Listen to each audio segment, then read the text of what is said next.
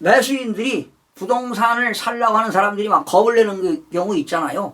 이때 폭락기에 남들이 거들떠보지도 않을 때 사는 겁니다. 그래서 가격이 우상향, 고가로 최고점에 달하기 직전에 파는 겁니다. 어느 때? 매도인 우위시장일 때입니다.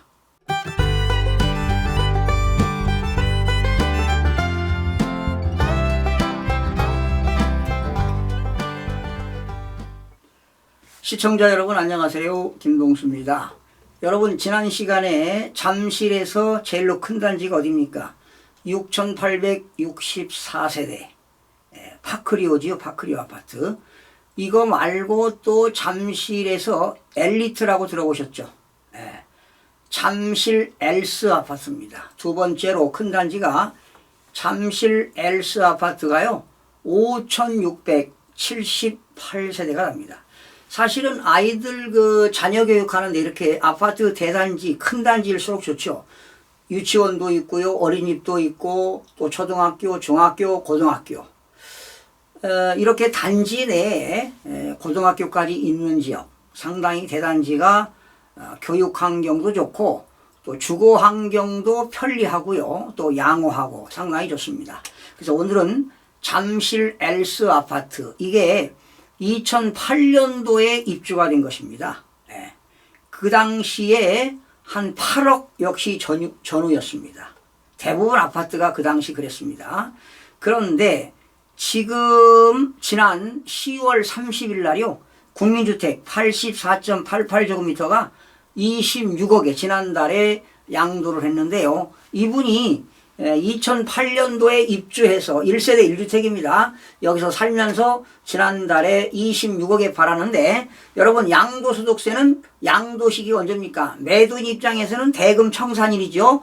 대금 청산일이 있는 달의 말일부터 2개월 이내에 양도소득세를 예정신고해야 됩니다. 그러니까 10월 달에 팔았으니까 11월, 12월, 다음 달 12월 말까지 주소지 관할하는 세무서에 양도소득세를 신고해야 되는데 이분이 양도한 금액을 가지고 세금을 계산해 보겠습니다. 그러나 뭐 자본적 지출이라든가 직접 양도 비용 빼고요. 실제 산 금액과 실제 판 금액으로만 계산해 드리겠습니다. 자, 실제 양도 가격이 26억입니다. 실제 취득 가격. 그리고 이분이 2008년도에 실제 취득가액이 8억 2천이었습니다. 실제 취득가액이 8억 2천만 원이었다. 여기 이제 취득세도 빼고 또 취득한 이후에 샤시 비용, 자본적 지출도 빼고 또 양도할 때 들어가는 공인중개사 수수료, 취득할 때 공인중개사 수수료, 법무사 서기료 그거는 생략하겠습니다. 자, 여기서 기타 필요 경비는 생략하겠습니다. 없는 걸로 하고요. 모르니까 집집마다 다르지요. 자, 그러면 여기서 양도 차익이 나옵니다. 양도 차익이 얼마입니까? 17억 8천입니다. 여러분 집이 두 채, 세 채라면 17억 8억을 가지고 세금을 계산하겠지만 1세대 1주택 고가주택은요. 새로운 특별한 양도 차익을 구합니다. 이게 아니라는 겁니다. 다시 구합니다. 그래서 1세대 1주택 고가 12억 원이 초과하면 고가주택인데요. 12억 원 초과하는 고가주택은 양도차익을 어떻게 구하느냐. 일반적인 경우에 양도차익 곱하기 양도가액분의 양도가액 마이너스 12억 원입니다. 결과적으로 12억 원 초과분만 안분 계산한다는 것입니다. 그러면 양도차익이 17억 8천만 원 곱하기 양도가액이 얼마입니까? 26억. 양도가액 얼마입니까? 26억에서 12억 원을 빼니까 26분의 14억이 되겠죠. 26억분의 14억. 이거를 계산해 보니까요.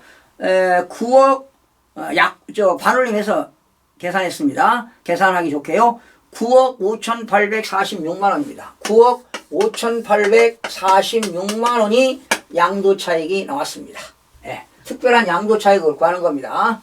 자, 그런데 이분도 마찬가지죠. 2008년도에 입주를 했습니다. 입주해서 지금까지 무려 16년을 보유하고 거주했네요. 여기서 오로지 그냥 1세대 1주택 가지고 살았습니다. 자, 그러면 여기서 장기 보유 특별공제를 뺍니다. 그런데 이분도 마찬가지죠. 10년 보유하고 10년 거주했으니까 최대 양도차익의 80%까지만 공제합니다. 현행법이 그렇습니다. 그러나 2025년, 2026년 어떻게 바뀔지 모릅니다. 어떻게 바뀔지 몰라요. 혜택이 줄어들 수도 있습니다. 그러나 현재 시점입니다. 그래서 여기에 80% 0.8을 곱하니까요. 장기보유 특별공제가 7억 6,676만 8천 원입니다. 7억 6,676만 8천 원. 이렇게 많이 혜택이 있습니다. 자, 여기 양도차익에서 장기보유 특별공제를 빼니까 양도소득 금액이 나옵니다. 얼마? 양도소득 금액이 1억 9,169만 2천 원입니다. 양도차익에서 장기보유 특별공제를 빼니까 양도소득 금액이 나옵니다. 양도소득 금액에서 뭘 공제할까요? 양도소득 기본공제를 뺍니다. 양도소득 기본공제 얼마입니까? 250만 원을 뺍니다. 그러면 양도소득 과세 표준이 나옵니다. 양도소득 과표가 1억 8,919만 2천 원이 나옵니다. 여기다 뭘 곱합니까? 세율 곱합니다. 여러분, 과표가 1억 5천만 원 초과 3억 원 이하는 38%입니다. 38%를 곱한 금액이 얼마 나오느냐? 7,189만 2,960원이 나옵니다. 자, 여기에서 뭘 공제할까요? 누진공제를 빼야 되겠죠? 누진공제가 1,994만 원입니다. 이거 빼니까 납부할 세금이 5,195만 2,960원이 나오네요. 5,195만 2,960원이 세금이 나왔습니다. 여러분, 양도차익이 얼마 생겼어요? 17억 8천이 생겼어요. 자, 17억 8천 이익 생겼는데 5천만 원 뺀다 하더라도 얼마가 생깁니까? 17억 2천만 원 벌었어요. 그동안 오랫동안 살면서 집값이 잠실 같은 경우 송파, 서초, 강남 또 강동까지 꾸준하게 우상향했습니다. 그러나 여러분 2008년도에는 8억까지 갔는데요. 2012년도는 6억까지도 떨어졌습니다. 여러분 2008년도에 미국발 서브프라임 모기지가 와가지고요. 또 2012년도 유럽발 재정위기도 왔잖아요. 그래서 4년 동안 2007년부터 떨어지기 시작해서 한 4, 5년 동안 떨어졌습니다. 올라갔다 떨어졌다. 보합세 유지했다가. 그래서 결과적으로 저점이 언제였느냐? 2012년이었습니다. 2012년도는 2008년도 가격보다 더 떨어졌습니다. 그러니까 부동산은 늘 침체기가 있고 하락기가 있고 회복기가 있고 상승기가 있습니다. 결과적으로 부동산 재테크하는 것은 급락기에 정말 침체기 가격이 떨어져가지고 매수인들이 부동산을 살려고 하는 사람들이 막 겁을 내는 경우 있잖아요. 이때 폭락기에 남들이 거들떠보지도 않을 때 사는 겁니다. 그래서 가격이 우상향, 고가로 최고점에 달하기 직전에 파는 겁니다. 어느 때? 매도인 우위 시장일 때입니다.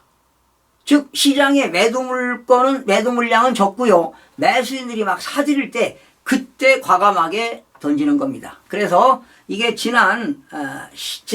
이게 10월 30일 날 지난달 26억의 거래가 된 것입니다.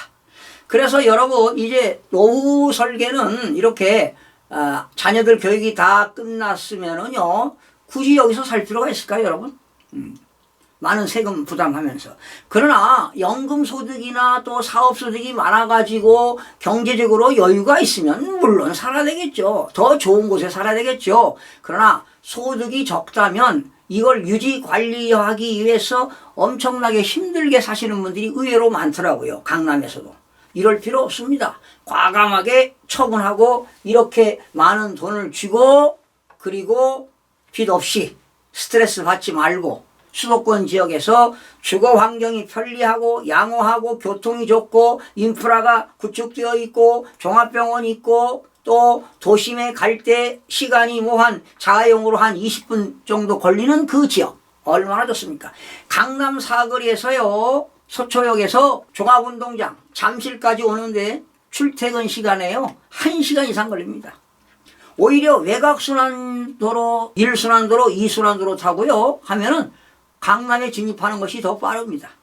그래서 교통 좋고요, 주거 환경이 양호한 지역에 저렴한 또 더 큰 평수에서 또 풍요롭게 경제적으로 정신적으로 여유롭게 사는 것도 한번 구상을 해보시기 바랍니다. 이번에 10월 30일 날 26억에 판 사람은 이유가 있겠죠. 매도한 이유가 있을 텐데 어떠한 사정으로 매도했는지는 모르겠지만 적절하게 매도했다고 봅니다.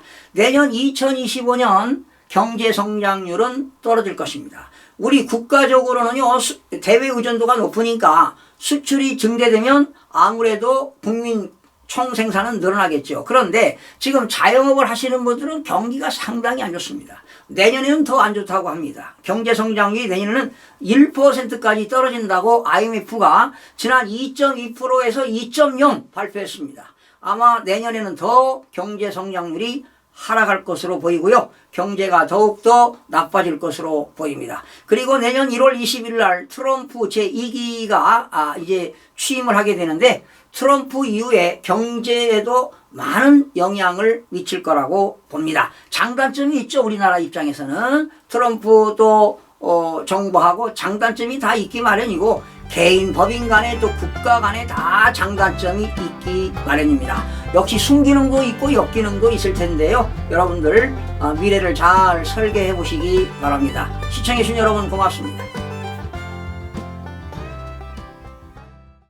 구독과 좋아요, 알림 설정을 누르시면 더 많은 정보를 얻을 수 있습니다.